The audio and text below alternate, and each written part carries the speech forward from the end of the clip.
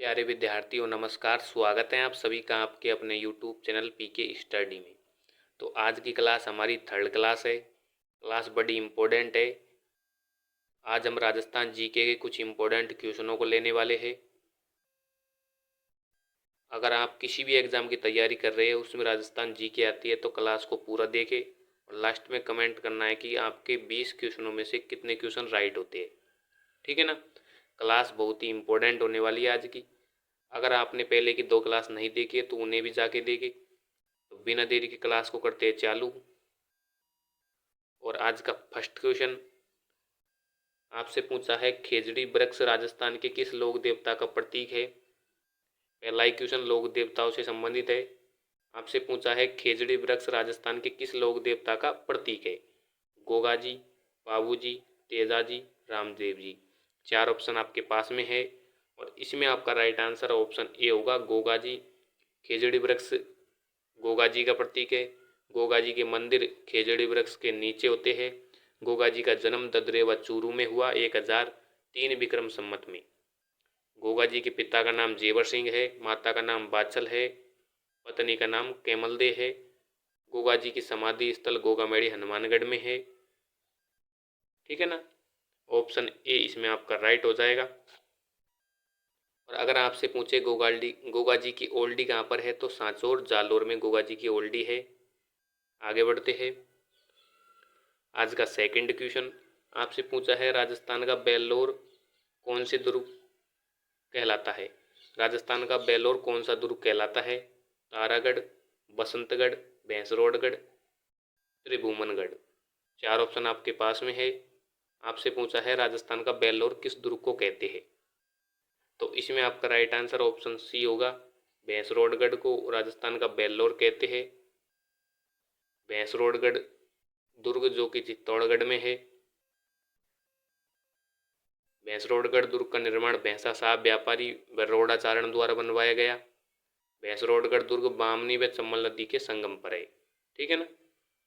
बसंतगढ़ किला जो कि आपके सिरोही में है। तारागढ़ आपके अजमेर में है। आगे बढ़ते हैं। आज का थर्ड क्वेश्चन आपसे पूछा है, राजस्थान के किस क्रांतिकारी को तिहाड़ जेल में रखा गया था। क्वेश्चन बहुत ही अच्छा है। आपसे पूछा है, किस क्रांतिकारी को तिहाड़ जेल में रखा गया। अर्जुन लाल सेठी, गोपाल सिंह खरबा, केसरी सिंह बारठ, प्रताप सिंह बारठ। तो इसमें आपका राइट आंसर ऑप्शन वी होगा। गोपाल सिंह खरबा को आपके तिहाड़ जेल में रखा गया। गोपाल सिंह खरबा अजमेर मेरवाड़ा में खरबा ठिकाने के जागीरदार थे। इनका ब्रिटिश विरोधी होने के कारण इसे टोडगढ़ किले में नज़रबंद रखा गया। वहां से फरार होने के बाद में इन्हें सलेमाबाद से पकड़कर अजमेर के तिहाड़ जेल में रखा गया। ऑप्शन बी इसमें आपका राइट हो जाएगा, गोपाल सिंह खरबा। आगे बढ़ते हैं। क्वेश्चन नंबर 4 आपसे पूछा है, उस नेता को पहचानिए जो जयपुर प्रजामंडल में सक्रिय नहीं था। आपसे पूछा है कि कौन सा नेता जयपुर प्रजामंडल में सक्रिय नहीं था, उसे आपको पहचानना है। रामकरण जोशी, दौलतमल भंडारी, प्रयागराज भंडारी, देवीशंकर तिवाड़ी। 4 ऑप्शन आपके पास में है और इसमें आपका राइट आंसर ऑप्शन सी होगा। प्रयागराज भंडारी का जयपुर प्रजामंडल से कोई लेना देना नहीं है। ऑप्शन सी इसमें आपका राइट हो जाएगा। भारत छोड़ो आंदोलन में जयपुर प्रजामंडल के निष्क्रिय होने के कारण बाबा हरिश्चंद्र, रामकरण जोशी, दौलतमल भंडारी, श्री हंसदी राय, चिरंजीलाल मिश्र आदि ने आज़ाद मोर्चा गठित कर लिया और बाद में अंग्रेजों के विरुद्ध अभियान किए और इसे राजस्थान के जयपुर प्रजामंडल में 1945 में विलय कर लिया गया। ठीक है ना। तो इसमें आपका ऑप्शन सी राइट हो जाएगा। आगे बढ़ते हैं। क्वेश्चन नंबर 5 आपसे पूछा है, भोजी लंबरदार किस किसान आंदोलन से संबंधित थे। जो भोजी लंबरदार है वो किस किसान आंदोलन से संबंधित थे। अलवर, भरतपुर, सीकर, वेगू। 4 ऑप्शन आपके पास में है। आपसे पूछा है जो भोजी लंबरदार है वो किस आंदोलन से संबंधित थे। क्वेश्चन बहुत ही अच्छा है और इसमें आपका राइट आंसर ऑप्शन बी होगा, भरतपुर। भोजी लंबरदार का संबंध भरतपुर से है, भरतपुर किसान आंदोलन से है। ऑप्शन बी इसमें आपका राइट हो जाएगा। आगे बढ़ते हैं। आज का क्वेश्चन नंबर 6 आपसे पूछा है राजस्थान निर्माण के तृतीय चरण संयुक्त राजस्थान द्वितीय में राज्य की राजधानी बनाया गया। आपसे पूछा है जो राजस्थान का तृतीय चरण था एकीकरण का, उसमें राजधानी कौन सी बनाई गई? जयपुर, अलवर, कोटा, उदयपुर। 4 ऑप्शन आपके पास में है और इसमें आपका राइट आंसर ऑप्शन डी होगा, उदयपुर। उदयपुर को आपके तृतीय राजस्थान के एकीकरण के चरण में उदयपुर को राजधानी बनाया गया। तृतीय चरण में पूर्व राजस्थान में उदयपुर का 18 अप्रैल 1948 को विलय कर इसे संयुक्त राजस्थान नाम दिया गया। इस संघ की राजधानी उदयपुर थी। राज्य प्रमुख भोपाल सिंह थे। प्रधानमंत्री माणिकलाल वर्मा बनाए गए। इस चरण का उद्घाटन 18 अप्रैल को जवाहरलाल नेहरू ने किया। आपके सभी क्वेश्चनों को सॉल्व कर दिया गया है। ऑप्शन डी इसमें आपका राइट हो जाएगा। आगे बढ़ते हैं।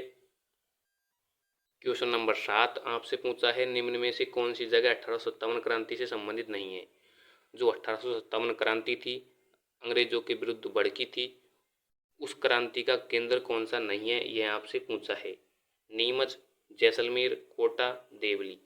तो इसमें आपका राइट आंसर ऑप्शन बी होगा, जैसलमेर। जैसलमेर में कोई 1857 क्रांति का विद्रोह देखने को नहीं मिला, बल्कि नीमच, कोटा और देवली में यहाँ पर 1857 क्रांति का विद्रोह हुआ। इस कारण ऑप्शन बी इसमें आपका राइट हो जाएगा। ठीक है ना। ऑप्शन 7 में आपका बी आंसर राइट हो जाएगा, जैसलमेर। क्वेश्चन नंबर 8 आपसे पूछा है गोखरू आभूषण मानव शरीर के किस अंग में पहना जाता है? जो गोखरू आभूषण है वो मानव शरीर के किस अंग में पहना जाता है, आपसे पूछा है। अंगुली, नाक, कलाई, माथा। 4 ऑप्शन आपके पास में है।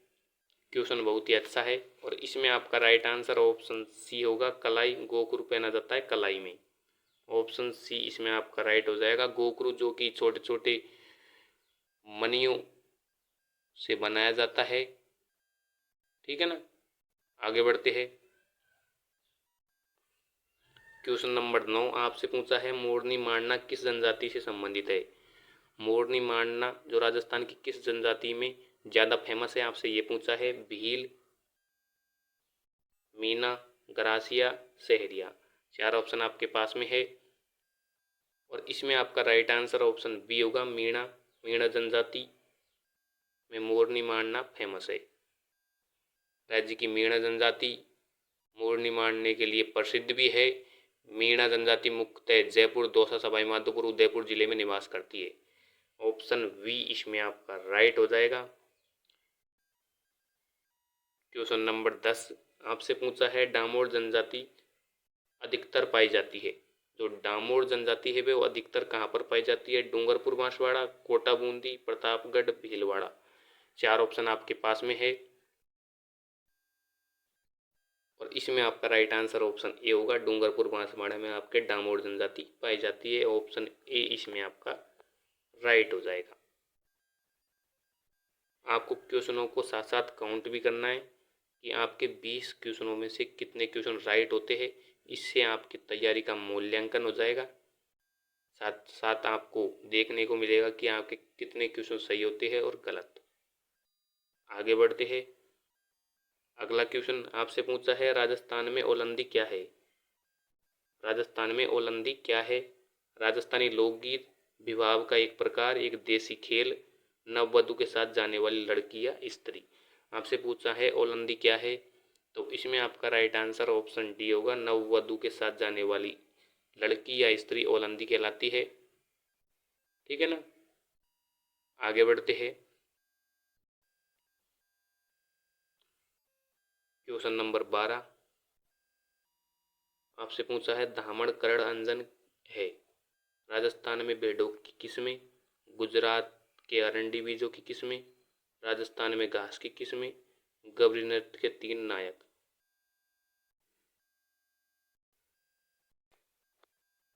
इसमें आपका राइट आंसर ऑप्शन सी होगा, राजस्थान में घास की किस्में होती है धामण करण अंजन।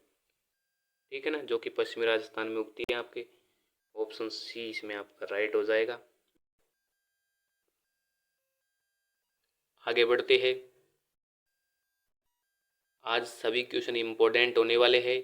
सभी एग्जामों में पूछे जाने वाले क्वेश्चन है, प्रीवियस ईयर क्वेश्चन है सभी। आज का 13 नंबर क्वेश्चन आपसे पूछा है, विनायक हथियागोड़ कोलवी की प्रसिद्ध बुद्ध गुफाएं किस जिले के अंतर्गत स्थित है, जो कि प्रसिद्ध पर्यटन स्थल है। आपको कुछ स्थानों के नाम दे रखे हैं और आपसे पूछा है कि वो कौन से जिले में है। स्थानों के नाम विनायका, हथियागोड़, कोलवी की प्रसिद्ध बुद्ध गुफाएं है। आपको ऑप्शन दे रखा है कि बारा, झालावाड़, बूंदी, कोटा। चार ऑप्शन आपको दे रखे हैं और इसमें आपका राइट आंसर क्या होगा आपसे पूछा है। इसमें आपका राइट आंसर ऑप्शन बी होगा, झालावाड़। विनायक हथियागोड़ व कोलवे की गुफाएं झालावाड़ में स्थित है। झालावाड़ जो कि बौद्धकालीन गुफाओं के लिए प्रसिद्ध है। डग के पास स्थित कई स्थानों पर शिलालेख मिले हैं और बौद्ध धर्म से संबंधित कुछ विभिन्न प्रकार के स्थानों पर उल्लेख भी मिले हैं। वहाँ पर कई गुफाएं भी मिली है। कोलबे की गुफा उनमें प्रसिद्ध है। कोलबे की गुफा को राजस्थान की एलोरा गुफा कहते हैं। झालावाड़ में कम से कम 60 गुफाएं ऐसी बनी हुई है। ठीक है ना। आगे बढ़ते हैं।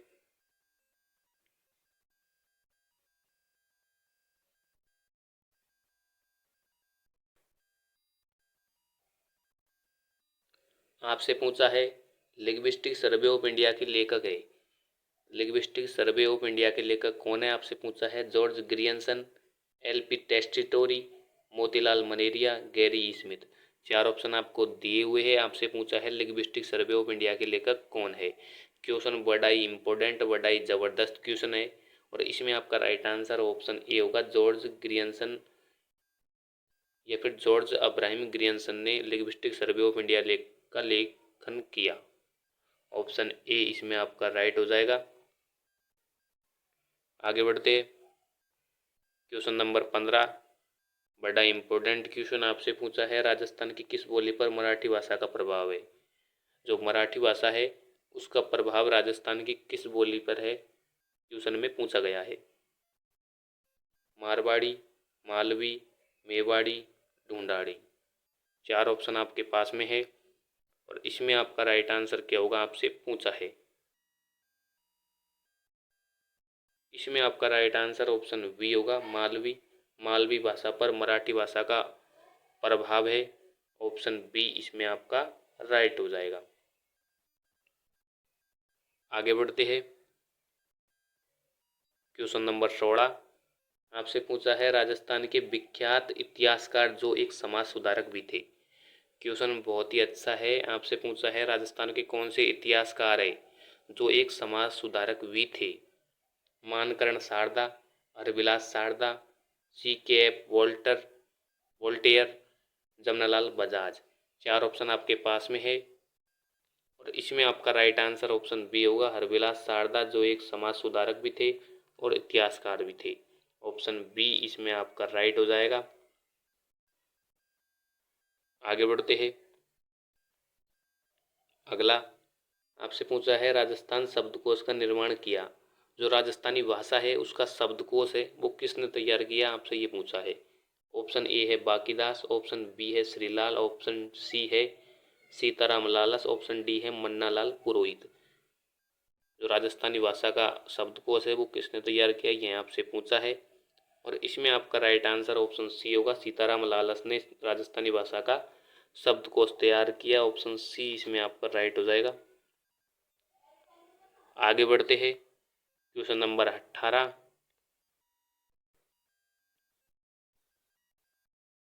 आपसे पूछा है, महाराणा जगत सिंह द्वारा 17वीं शताब्दी में निर्मित जग निवास को किस होटल में परिवर्तित कर दिया गया है। जो महाराणा जगत सिंह है उनके द्वारा 17वीं शताब्दी में निर्मित जग निवास को किस होटल में परिवर्तित कर दिया गया है, आपसे पूछा है। लेक गार्डन पैलेस, उदय विलास, लेक व्यू, लेक पैलेस। चार ऑप्शन आपके पास में है। बड़ा अच्छा क्वेश्चन है, आज का इम्पोर्टेंट क्वेश्चन है, 18 नंबर क्वेश्चन। तो इसमें आपका राइट आंसर क्या होगा आपको बताना है। इसमें आपका राइट आंसर ऑप्शन डी होगा, लेक पैलेस। पिछोला झील में जग मंदिर महाराणा करण सिंह ने 1620 ईस्वी में शुरू किया बनाना। वह जगत सिंह फर्स्ट ने 1651 ईस्वी में इसे पूर्ण करवाया। वह जगनिवास जगत सिंह द्वितीय द्वारा 1746 ईस्वी में 2 महल बनवाए गए, जिनमें आजकल लेक पैलेस होटल संचालित है। ठीक है ना, ऑप्शन डी इसमें आपका राइट हो जाएगा। क्वेश्चन बहुत ही अच्छा था, ऑप्शन डी इसमें आपका राइट हो जाएगा। आगे बढ़ते हैं। आज का सेकंड लास्ट क्वेश्चन है, आपसे पूछा है श्री सरस्वती पुस्तकालय जो एलव्य व दुर्लभ साहित्य का अप्रतिम खजाना है स्थित है। आपसे पूछा है श्री सरस्वती पुस्तकालय कहाँ पर स्थित है? लाडनू नागौर, श्री डूंगरपुर चूरू, शाहपुरा भीलवाड़ा, फतेहपुर सीकर। 4 ऑप्शन आपके पास में है और इसमें आपका राइट आंसर क्या होगा आपको बताना है।